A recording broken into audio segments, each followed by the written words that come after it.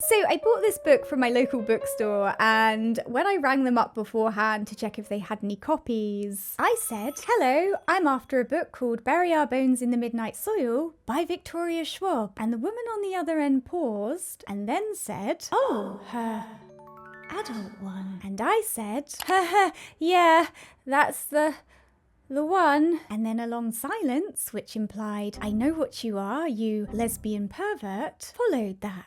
So that's the last time I ever buy a lesbian book in person. But on the bright side, I did get this tote bag as compensation for my public shaming. And you know, toxic lesbian vampires are very much my cup of tea. So as you can imagine, I was very excited to read this. But alas, I should have lowered my expectations. And that's the exact same thing the ladies say about me. Hi guys, welcome to a video, and in today's video we're just going to be discussing the book Bury Our Bones in the Midnight Soil by Victoria Schwab. If you're not familiar with this book, it follows three interconnected women across different centuries. Maria in 1532 Spain, Charlotte in 1827 England, and Alice in 2019 Boston. Each woman yearns for freedom from the constraints of her life, leading them to desperate choices that ultimately draw them into the world of vampires and hunger, revealing a cyclical, century-spanning story of immortality and unresolved trauma. As a heads up, this video will contain spoilers, so you have been warned. Okay, so I think I'm just going to dive straight into why I was disappointed with this book. First of all, this book is marketed as a lesbian book. I mean, its tagline is quite literally toxic lesbian vampires. So you would expect to open this book up and find it's about just that, but instead, the first half of it not only quite heavily ties the female characters to male ones, but also largely revolves around heterosexual dynamics as opposed to lesbian ones. So much so, in fact, that I almost DNF'd it at around the halfway mark. However, in the end, I decided to stick with it because at that point, I'd already read so much of the book. It was very much a, well, I've made it this far situation. And despite my frustrations, I was also curious to see if at some point there would be a sudden switch up with the narrative and the lesbian aspect, and thankfully there was. So the last half of this book is A, where it starts to read like what it was marketed as, a book about toxic lesbian vampires, and B, where the narrative actually gets interesting. And because the first half of this book feels so dry and like a product of dishonest marketing, and the last half is where all the juice is and aligns with the marketing, I think it would have greatly benefited from some restructuring. In my opinion, this book would have been much more absorbing from the beginning if it had opened up upon Charlotte meeting Sabine, which is the most interesting aspect of this book, and then throughout the exploration of their relationship, flashed back to Sabine's past and the story of how she came to be who she is. And honestly, Alice's POV could have just been done away with altogether because she was giving NPC energy and her chapters mostly felt like fillers anyway. Now, I know that Schwab mentioned in an interview that the book is structured in a way that's similar to her own coming out story, which provides a lot of context as to why and how this book was written in the way that it was. But as a reader, personally, I don't think the structure worked to the book's strengths. The other aspect of this book which I felt let it down is the writing. Now, this was my first time reading a Victoria Schwab novel, and I had no idea what to expect going in. And whilst I found her writing style to be smooth and digestible, I also found it to be incredibly surface level for the most part, which I didn't feel was congruent or complementary to a vampire novel exploring complex and profound themes such as female rage, trauma, the cyclical nature of abuse, immortality, relentless metaphorical hunger, and so on. And it seemed to me that the exploration of the characters in this book was only ever skin deep,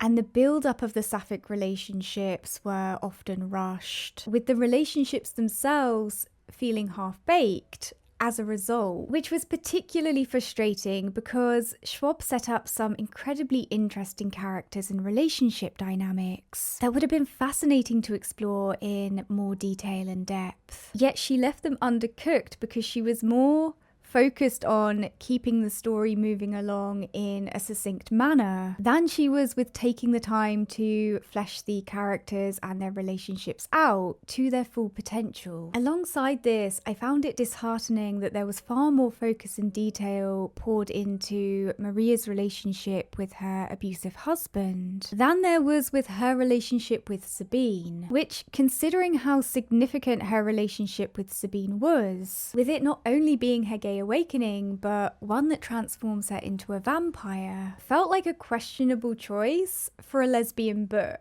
It also didn't sit right with me that Sabine, the original, was this seasoned older vampire, and yet when Maria, who is newly turned, begins to feed from her, she is somehow able to overpower her, which, even if this was supposed to be symbolic of Maria's rapacious sexual longing, the notion of a newly made vampire overpowering their maker due to uncontrollable hunger is never repeated or explained in any further detail in the book, which made it feel somewhat contrived or like a plot convenience rather than a thoughtful, purposeful aspect of the narrative or character building. I also felt that the book largely failed to build tension and atmosphere due to the succinct and sometimes rushed nature of the writing, which for me diminished the gravity and the thrill of both the sexual and murderous aspects. And when it comes to vampire novels, with the exception of perhaps comedy, atmosphere and tension are imperative ingredients, I should say. Now, Schwab is best known as a YA author, and I can see why her writing style is appealing for that genre and for that audience, because it's pacey and accessible. But I don't think that style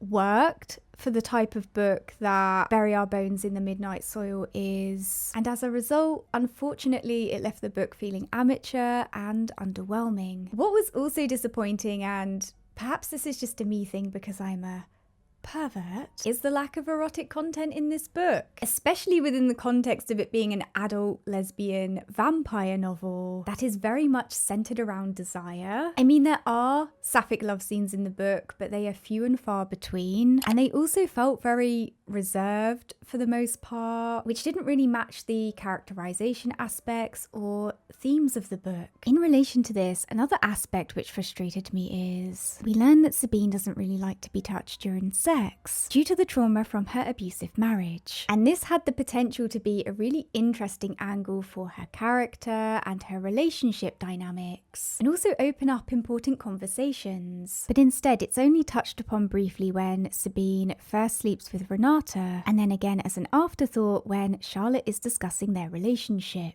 And it's disappointing that Schwab created an opportunity to explore how trauma intersects with sexuality and relentless desire, especially from the perspective of a female vampire, but glossed over it instead. Mamma mia, so much missed potential.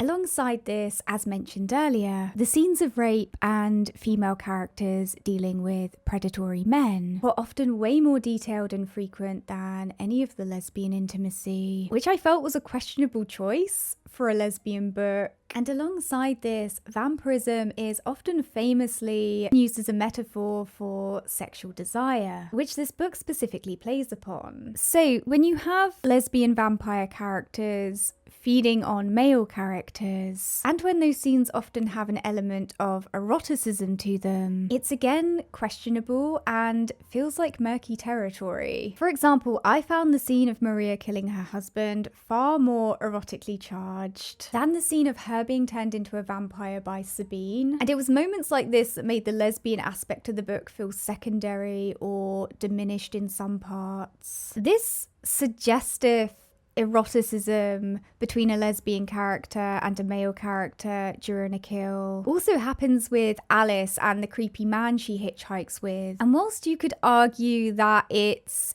connected to the fact that the book utilizes vampirism to play with predator and prey dynamics between the sexes, the connotations and the erotic undertones that are mixed in with that, in my opinion, clash with the lesbian element of the book. And it was like Schwab didn't consider how all of these themes and metaphors would work alongside each other. Alongside this, as mentioned earlier, Sabine's character is also incredibly tied to men in the first half of this book. I mean, firstly, she gets married to one, which within the context of that time period is understandable. But then after she escapes that, she ends up in a suggestive throuple situationship with a heterosexual vampire couple, and after she escapes that, she then ends up being taken in by a gay male vampire and his human boyfriend. And because of this, huge chunks of Sabine's narrative is centered around men, which I feel distracted from or hindered the exploration and inner development of her as a character. I mean, that's commentary in itself, but I don't think it was purposeful on the author's part. And really, in my opinion, most of these male characters could have so easily been female characters, which would have felt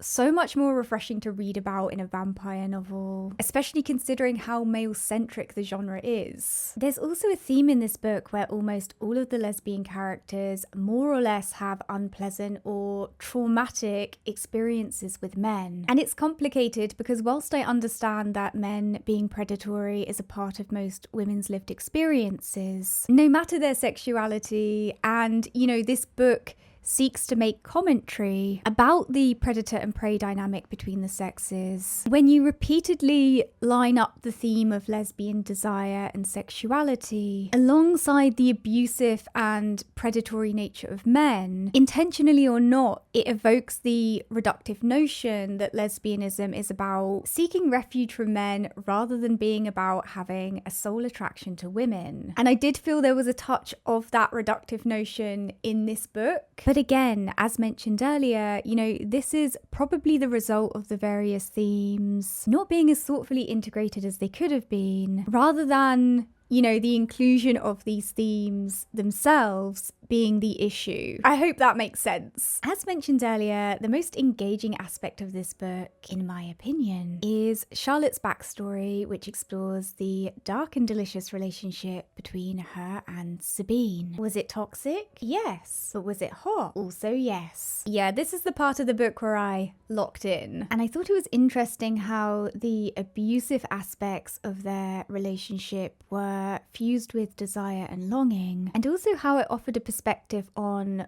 why victims of abuse stay with their abuser. There's one really affecting and significant moment in their relationship where Sabine is being abusive towards Charlotte, and as she is doing so, she grasps her hair, which is the same action Sabine's abusive ex-husband used to do to her. And this action so powerfully represented the cyclical nature of abuse and symbolized how Sabine, once the abused, had stepped into the role of abuser. So I found Charlotte and Sabine's relationship both enthralling and terrifying. And it was also ripe with commentary about power dynamics and unresolved trauma, which once again is why it's so frustrating that Schwab didn't take the time to properly explore the depths of these characters and their relationship to each other beyond a surface level. I also really enjoyed Charlotte and Giada's brief relationship. I thought the way it unfolded was incredibly beautiful, and there was a good use of themes and metaphors embedded in it. However, I will say it was incredibly obvious that Sabine was going to show up and kill Giada at some point. The shock factor for that death was in the minus. And I know Schwab tries to explain why Charlotte lowers her guard over time, but I feel that having experienced the extent of Sabine's possessiveness and cruelty firsthand, Charlotte really should have seen it coming and been more prepared. Then again, this is a book where the plot leads the characters, not where the characters lead the plot, so it's fine. It's cool. You can say that we are nothing, but you know the truth. As for the ending, I really love the concept of the double death, just not so much the execution of it. For example, one detail that really frustrated me is when Alice, who is a newly turned vampire thrown into this dangerous situation and who still has not yet mastered her abilities, is trying to poison the blood she plans to give to Sabine with the dirt from her vial. Sabine doesn't hear or suspect anything. I mean, at least there was no indication of that, which seems out of character for such an ancient, suspicious, and conniving vampire. Following that, I can sort of maybe buy that Sabine would allow Alice to take a shower and then take off her own chainmail, making herself vulnerable to join her. Since, you know, she thought she was going to get a slice and vampires are led by their desires. But even still, this once again felt like the plot leading the characters, not the characters leading the plot. And considering that Sabine was the biggest bad in this book, I thought there could have been way more build up towards her death because it felt very rushed and anticlimactic. That said, I appreciated the high tragedy revenge element of the ending. It felt appropriate for the characters and it had that Shakespearean flair to it, and I'm into that.